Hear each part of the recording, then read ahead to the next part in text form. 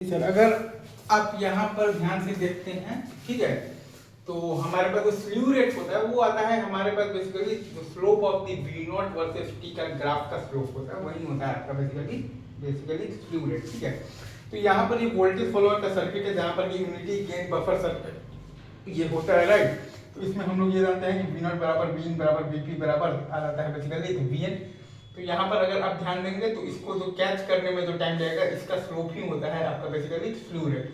तो अगर आपका ज्यादा स्लीव रेट है तो जल्दी कैच कर लेगा, फिर जल्दी नीचे भी आ जाएगा तो डिस्टॉर्शन होगा कम। वहीं अगर आपका स्लीव रेट ही है कम तो ये आधा ही गया तो फिर से इसको नीचे आना पड़ा, फिर यही है।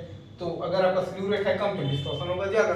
बाकी अगर आपका साइनसॉइडल सिग्नल कहा गया है तो डिस्टॉर्शन को कम रखने के लिए स्लीव रेट को dv/dt की मैक्सिमम वैल्यू से भी ज्यादा मतलब होना पड़ेगा, राइट। मतलब कि ये वीन जिस रेट से बदल रहा है उसके मैक्सिमम जो रेट है उससे भी ज्यादा होना पड़ेगा इस स्लीव रेट को, तभी आपका बेसिकली जो डिस्टॉर्शन है वो मिनिमम आ पाएगा। तो slew rate is greater than equal to Vm into omega, क्योंकि साइनसॉइडल सिग्नल है तो V equal to Vm into sin omega t है। Slew rate is greater than equal to Vm into omega, slew rate is greater than equal to Vm into आ जाएगा basically क्या आ जाएगा आपके पास बेसिकली क्या आ जाएगा बेसिकली 2πf।